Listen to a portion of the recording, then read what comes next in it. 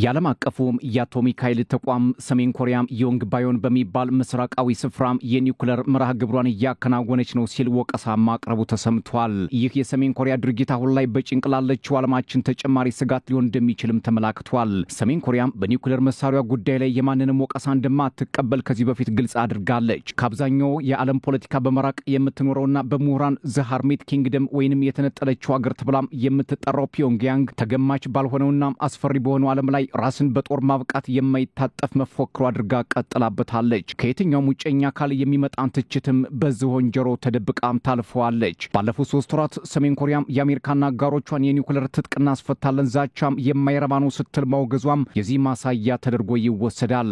ዋሽንግተን፣ ሲኦልና ቶኪዮ የሰሜን ኮሪያን የኒውክሌር ጦር መሳሪያ ትጥቅ በግድም በውድምና አስፈታለን ብለው መናገራቸው በቀጠናው ውጥረት ፈጥሮ እንደነበርም የሚዘነጋ አይደለም። የሰሜን ኮሪያ ባለስልጣናትም ሀገራቸው የኒውክሌር ጦር መሳሪያ ማልማቷን አጠናክራ እንደምትቀጥልና ከዚህም ሊያቆማቸው የሚደፍር ካለ ዋጋውን አብዝቶ እንደሚቀበል መናገራቸው ይታወሳል።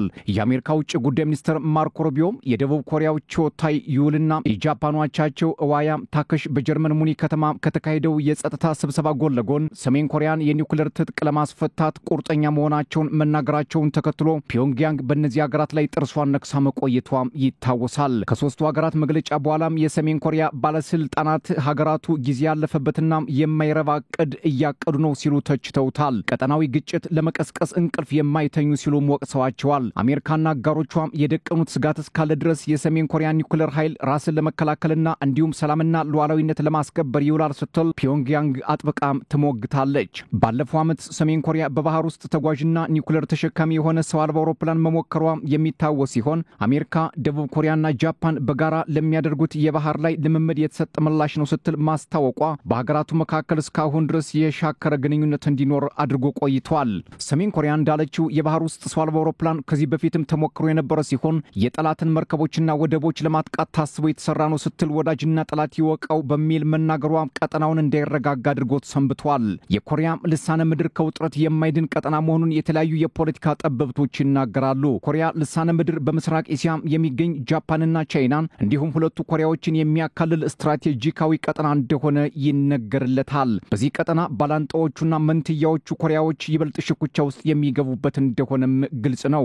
በኮሪያ ባህር ገብ መሬት ያለው ውጥረት ከመቼውም ጊዜ በላይ አይሏል። ሰሜን ኮሪያም የመሳሪያ ሙከራዋን በማጧጧፍና የኒውክሌር ዛቻ በማድረግ ላይ ስትሆን በምላሹ ደግሞ አሜሪካና በእስያ የሚገኙ አጋሮቿ የጋራ ወታደራዊ ልምምዳቸውን አጠናክረው መቀጠላቸው ውጥረቱ ከፖለቲካ የተሻገረ ታሪክን ታኮ የሚሄድ ፉክክር እንደሆነ የብዙዎች አስተያየት ሆኗል። ዛሬ ላይ ኮሪያ ጆጋንግ ይዞት በወጣው መረጃ መሰረት ሰሜን ኮሪያ አዲስ የኒውክሌር መርሃ ግብር መጀመሯን የዓለም አቀፉ የአቶሚክ ኃይል ተቋም ዋና ዳይሬክተር ጀነራል ራፋኤል ግሮሲ መናገራቸውን ዘግቧል። ግሮሲ ከኒውክሌር ተቆጣጣሪ የቦርድ አባላት ጋር በኦስትሪያ ቬና በነበራቸው ስብሰባ ሰሜን ኮሪያም የኒውክሌር ማብለያዋን እያሯሯጠች መሆኗን አቅርበዋል። የጃፓን መገናኛ ብዙሃንም ግሮሲ በሰሜን ኮሪያ አደገኛ አካሄድ ማዘናቸውን አስነብበዋል። ዓለም አቀፉ ማህበረሰብ ጉዳዩን በአጽንኦት እስካልተከታተለው ድረስ የፊታችን ጊዜ አስፈሪ ነው ሲሉ ተናግረዋል። ዳይሬክተሩ በዚህ በቬና ስብሰባ ላይ የጃፓን ባለስልጣናትን በጉዳዩ ላይ ያላቸውን ስጋት አስቀምጠዋል ነው የተባለው። የሰሜን ኮሪያ መንግስት የሚዘውረው የሀገሪቱ ቴሌቪዥን KCNA እንደዘገበው ባለፈው መስከረም 2024 እና ጥር 2025 ፕሬዝዳንት ኪም ጆንጉን የሀገሪቱን የኒውክሌር ማብለያና ምርምር ጣቢያ መጎብኘታቸውንና የሁኔታ መስጠታቸውን ዘግበዋል። በኒውክሌር መርሃ ግብር የተነሳ ሰሜን ኮሪያ በዓለም ላይ ከባድ ማዕቀብ ከተጣለባቸው ሀገራት መካከልም ትገኛለች።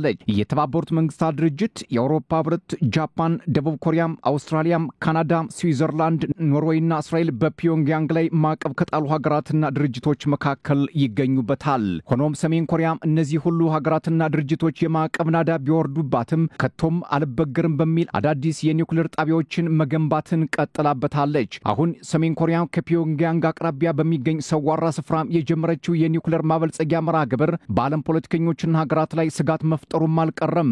ምናልባት አንድ ቀን ይህ የኒውክሌር ማብለያ ፈንድቶ የምድራችን ዕጣ ፈንታ ምን ሊሆን እንደሚችል መገመትም አያዳግትም። ለዚህም ይመስላል ዓለም አቀፉ የአቶሚክ ኃይል ተቆጣጣሪ ቡድን የሰሜን ኮሪያን ድርጊት አስፈሪ ሲል የገለጸው። ድርጅቱ በዚህ ጉዳይ ላይ በቬና ስብሰባው ያቀረበው ስጋት አስመልክቶ ከፒዮንግያንግ ባለስልጣናት ይህን ዜና እስካጠናከርንበት ድረስ የተሰጠ ማስተባበያ የለም።